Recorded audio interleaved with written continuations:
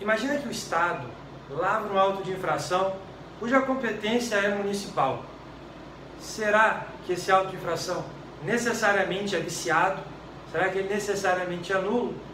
Bom, nesse vídeo eu vou explicar acerca de um dos grandes problemas que todo mundo costuma alegar e que geralmente a alegação está equivocada. Veja bem, o Código de Trânsito, ele, através de resoluções feitas pelo CONTRAN e deliberações do DENATRAN, ele conseguiu dividir competências para autuar. Então você tem infrações que são de competência dos municípios, infrações que são de competência dos estados, competência rodoviária e por aí vai. Então, o que eu estou querendo dizer? Não pode, por exemplo, uma prefeitura, um município, sair autuando por todas as infrações previstas no Código de Trânsito, pois dessa maneira, alguns autos estarão nulos em virtude da incompetência para fazer essa fiscalização e essa autuação. Todavia, existem algumas situações que devem ser observadas sempre, que não vão deixar o auto de infração inválido, muito pelo contrário, serão requisitos de validade.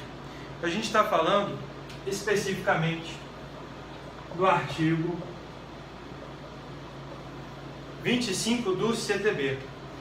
O artigo 25 do CTB ele traz uma norma muito importante, tanto para quem julga quanto para quem defende. Ele fala o seguinte: muito embora, parafraseando, muito embora saibamos que todo mundo tem as competências específicas para fazer fiscalização e autuação, em certas situações essa competência pode ser delegada, ou seja, está com uma pessoa e é passada para outra, mediante um convênio.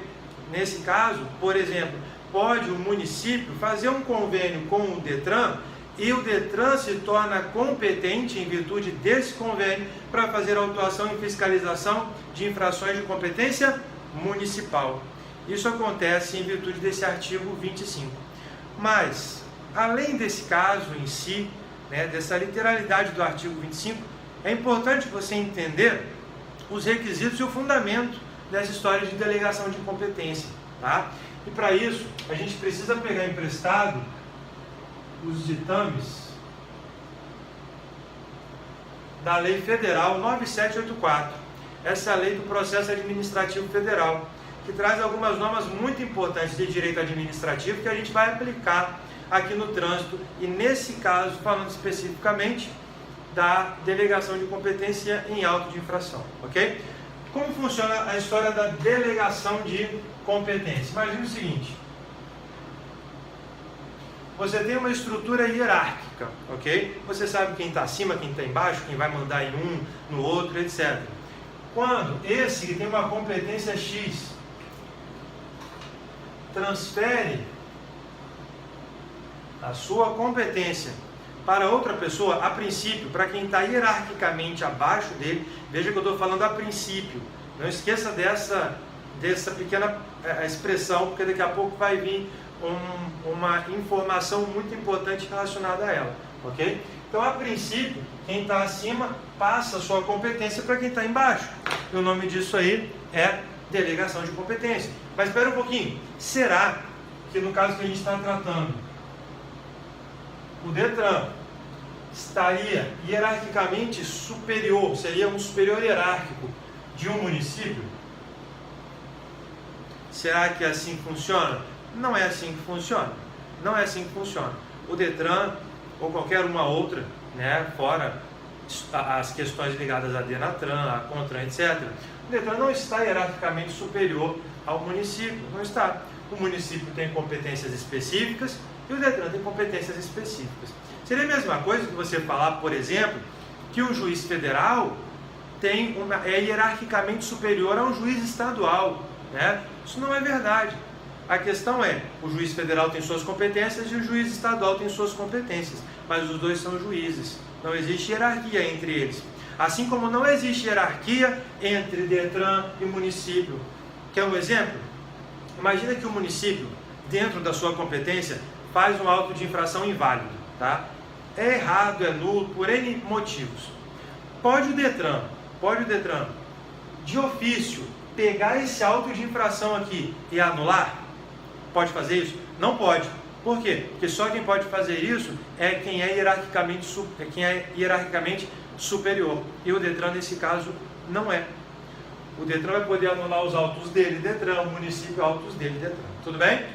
Agora, tirando então o exemplo concreto, sabemos que delegação de competência é isso. Um vai passar para o outro. Eu tenho a competência, passei para ele. Só que se Detran não é superior ao município, e vice-versa, será que o município pode passar uma competência para o Detran através de delegação? Pode. Por quê? Porque a Lei 9784, ela vai dizer que a delegação de competência, ela é possível para órgão ou agente, e olha só que parte importante, ainda que não seja hierarquicamente subordinado. É isso que ela está falando. Ela fala, olha, é possível a delegação de competência para órgão ou agente subordinado, tudo bem? Ou para órgão ou agente que não seja, ainda que não seja, hierarquicamente subordinado. Por isso que o município, por exemplo, ele pode delegar a sua competência, por exemplo, para o Detran, uma competência de algumas infrações específicas. Mas, Paulo André, por que ele faria isso? Você sabe que os municípios eles precisam passar pelo processo de municipalização. Enquanto eles não passam pelo processo de municipalização, eles não podem fazer fiscalização. Mas a partir do momento que eles fazem esse processo, eles vão ter ali, por exemplo, o apoio da Guarda Municipal, ou fazer um convênio com a Polícia Militar, para que, de acordo com o artigo 23, inciso 3º, a Polícia Militar seja um órgão também, atue como órgão de trânsito, fiscalizador de trânsito, agente de trânsito, naquele caso.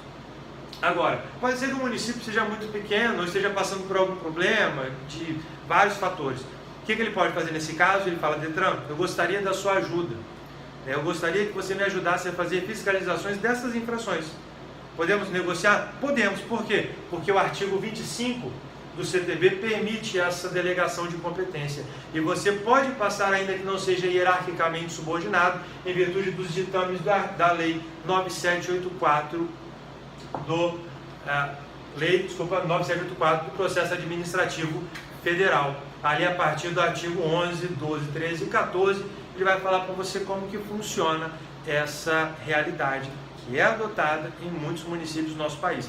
Então, a questão é, se eu posso fazer essa delegação, quando o cidadão recebe um auto de infração e tem um esclarecimento e verifica, opa, quem me autuou foi Detran, mas essa competência aqui é do município. Tem uma ilegalidade no auto de infração em virtude da competência. A princípio está certo? A princípio sim, mas será necessário verificar se existe ou não uma delegação, se existe ou não um convênio, pois se existir um convênio, não há que se falar em nulidade do auto de infração. Isso acontece reiteradamente, ok? Aqui na descrição desse vídeo, você tem um acórdão do STJ, julgou essa ação, uma ação muito parecida com essa que eu estou falando, advinda de um auto de infração do estado do Rio Grande do Sul, se não me falha a memória. Lá no Rio Grande do Sul, teve uma ação exatamente nesses termos, né? Não entrando necessariamente no artigo 25 e na Lei 9784, mas foi esse o fundamento. Então, para fechar essa aula, eu gostaria que você analisasse esse acórdão que está aqui embaixo, tá? É um acórdão que você pode ter acesso muito facilmente no site do STJ, ok? Basta você jogar no Google STJ, você vai entrar no site do STJ e poder fazer a pesquisa que você quiser. É uma pesquisa gratuita, livre, qualquer um pode fazer, ok? Mas se você não tiver tempo, está aqui. Embaixo você pode ver a ementa desse acórdão, muito esclarecedor, ok? Isso é importante, por quê? Porque erros como esse, na hora de fazer uma defesa, por falta de conhecimento, certo? Vai levar o quê? Descrédito muitas vezes do advogado, descrédito muitas vezes do defensor, porque fala, não, isso aqui está errado, e não sabe da existência de um convênio, não foi buscar a fundo. Você pode ter acesso a isso nos municípios, no Detran, no DENIT, que é um acesso público, você pode fazer isso para você ganhar tempo, ok? Então essa é a dica de hoje. Agora eu gostaria de pedir um favor para você.